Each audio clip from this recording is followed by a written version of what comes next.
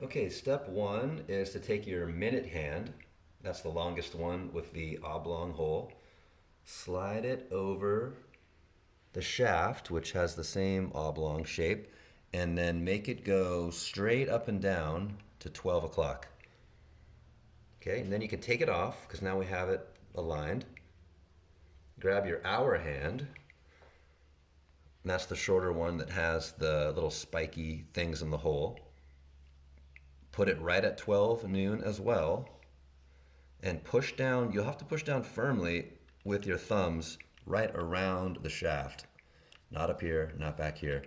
Right there. Don't be afraid to really push on it. You'll know when it's seated. Okay, now that guy's on. Take your minute hand and put him back on. Again, everything is straight up and down at high noon. Take this tiny little nut. If you plan on having a second hand, you take this little nut. It takes a second to really get it lined up. Don't cross thread it. Back it off if it doesn't feel right, like mine doesn't. You'll know. Oh, there it goes. There, once it catches, you can just tighten it with your fingers. Tighten it as much as you can with your fingers. You can't over tighten it as long as you're only using your fingers. Okay. So now we're at noon. Make sure that the minute and the hour hand are separated. As you can see, mine have a pretty good amount of space. I've actually kind of bent mine a little bit so that they don't run into each other. That's really, really common with big clocks. Now you can pick it up, and so you get to the back.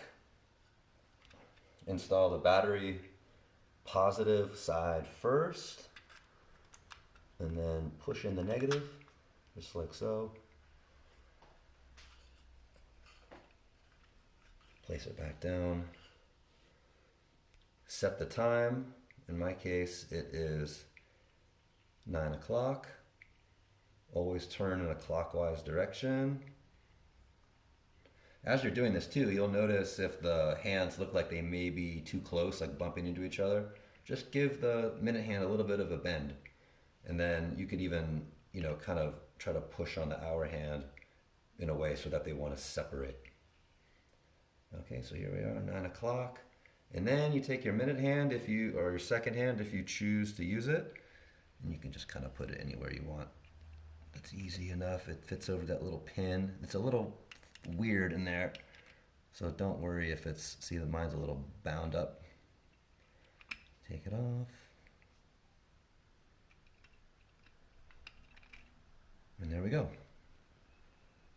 Make sure that everything is spinning freely and not bumping into each other. You can make little adjustments.